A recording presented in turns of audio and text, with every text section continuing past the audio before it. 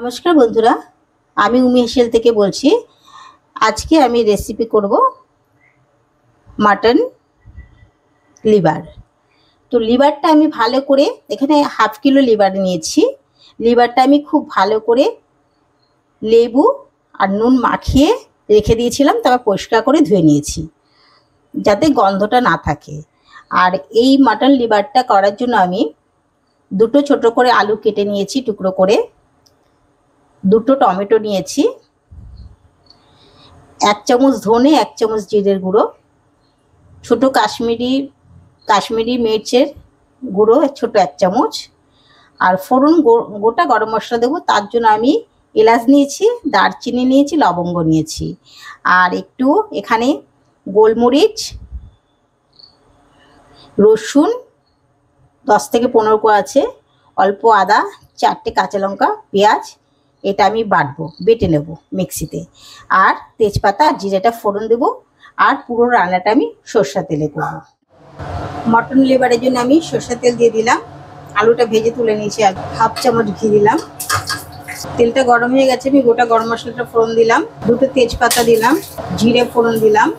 এবার বেটে রাখা কাঁচা লঙ্কা, আদা আর রসুন আর একটা পেঁয়াজ দিয়ে দিলাম। আদা রসুনের ভিতরে আমি টমেটো পিউরিটা দিয়ে দিলাম, স্বাদ অনুযায়ী নুন দিলাম, হলুদ দিলাম, জিরে আর ধনের গুঁড়ো দিলাম। এটা কাশ্মীরি লাল মির্চ অল্প দিলাম, হাফ চামচ মতন। এটা ভালো করে কষাবো আমি। মশলাটা আমার কষানো হয়ে গেছে, আমি মটন লিভারটা দিয়ে দিচ্ছি। এখানে 500 গ্রাম মটন লিভার আছে। এবার আমি এটা ভালো করে কষিয়ে নেবো, তারপরে আলুটা দেবো। মটন লিভারের ভিতরে আমি ভাজা আলুটা দিয়ে একটু কষিয়ে নেবো। মটন লিভারটা আমার কষানো হয়ে গেছে বন্ধুরা। এবার আমি এখানে অল্প গরম জল দিয়ে দিলাম। গরম জলটা দিয়ে আমি এটা 3 মিনিট ঢেকে রান্না করব। জল ঢালা হয়ে গেছে। এবার আমি এখানে গরম জল দিয়েছি ছোট কাপের 2 কাপ, কেন মানে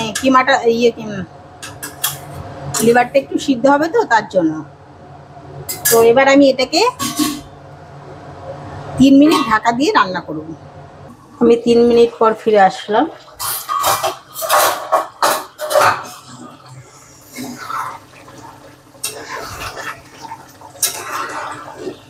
আবার হয়ে গেছে রান্নাটা।